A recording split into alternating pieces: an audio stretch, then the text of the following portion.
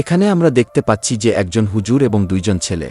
আমাদের সমাজে মানুষ কিভাবে হুজুরদেরকে জায়গায় জায়গায় অসম্মানিত করেন। আরে ভাই, হুজুররা তো নবীগণের ওয়ারিস, আর আমরা তাদের সাথেই খারাপ ব্যবহার করি।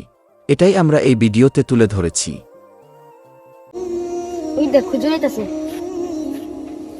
এটাই তো সেই হুজুর না, যে শুধু শুধু মানুষকে জ্ঞান দেয়। ভাই, মাথাটা একদম পাগল বানায় না। এই হুজুরের জ্ঞান একদমই ভালো হয় না। এই দেখিস এখন এসে খুদার প্রতি জ্ঞান দিই।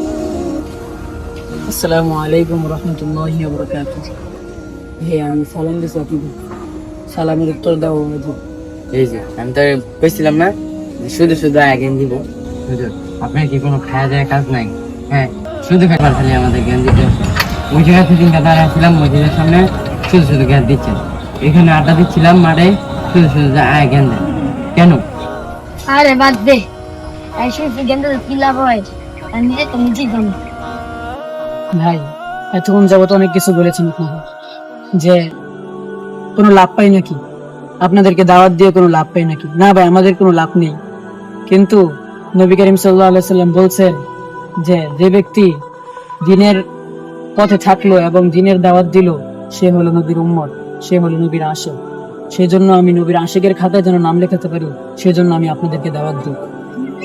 তারপরে নবী করিম সাল্লাল্লাহু আলাইহি সাল্লাম একটি হাদিসে বলেন, বাল্লিগু আন্নী ওয়ালাউ আয়া, আমার পক্ষ থেকে কোনো একটা বাণী হইলো জাতির কাছে প্রেরণ করো, সবার কাছে পৌঁছে দাও, তাবলীগ করো। সেজন্য ভাই, আমাদেরকে কবরে যেতে হবে। তারপরে পবিত্র কোরআনে আল্লাহ তাআলা ইরশাদ করেন, কুল্লু নাফসিন যায়িকাতুল মাউত। আল্লাহ তাআলা যে জায়গায় নিশ্চিতভাবে বলে দিয়েছেন যে প্রত্যেকটি প্রাণীর মৃত্যুর স্বাদ গ্রহণ করতে হবে, সেই জায়গায় আমরা কিভাবে বিলাসিতা করে আমরা নিজের জীবনকে উৎসাহিত করছি। ভাই, চলেন ভাই, একসাথে নামাজ পড়ি, আল্লাহর ইবাদত বন্দেগী করি। কারণ ভাই, অস্থায়ী জীবনে আমরা চিরস্থায়ীভাবে থাকতে পারবো না, আমাদেরকে চলে যেতে হবে সেই অন্ধকার কবরে। সেজন্য ভাই, দুনিয়াতে যতই টাকা পয়সা থাকুক না কেন, আমাদের যতই টাকা পয়সা যতই কিছু থাকুক না কেন, আমরা মৃত্যুর পর আমরা নিঃস্ব।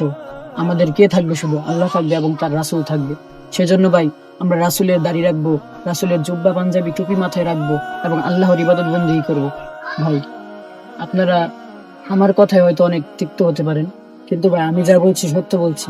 ভাই, আপনারা যদি আমার কথা ভালো লেগে থাকে তাহলে ইনশাল্লাহ আজকে থেকে আমল করবেন এবং নামাজে যাবেন। আমি ইনশাল্লাহ প্রত্যেক নামাজে যেন আপনাদেরকে দেখতে পাই মসজিদে।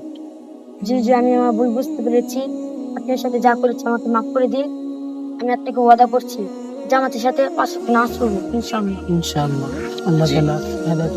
জি হুজুর, আমাকে মাফ করে দিবেন। আপনার সাথে আমি খুব আলহামদুলিল্লাহ, আসলে সত্যি আমি অনেক খুশি হয়েছি। তোমরা দ্বীনের পথে আসছো, তোমরা তোমাদের নিজের ভুল সংশোধন করার চেষ্টা করতেছো। আমি অনেক খুশি হয়েছি। আল্লাহ তাআলা তোমাদেরকে দ্বীনের জন্য কবুল করুক এবং আমার চেষ্টা সার্থক হয়েছে, পূর্ণ হয়েছে, তা আমি অনেক খুশি।